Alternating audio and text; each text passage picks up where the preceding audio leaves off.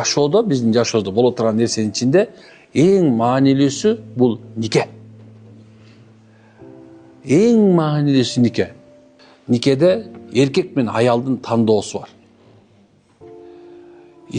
Бул мурун абалки муну кызын аласың, муну баласын тиесиң деген мурун бар болгон болсо, ал болсо адат болуп калган. Аны исламга байлабагыла. Аны исламга такыр тиешеси жок.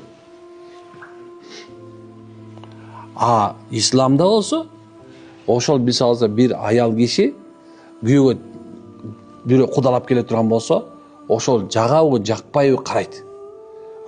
Бул жаккан жок, мен буга тие албайм, кичине мурдук иши экен.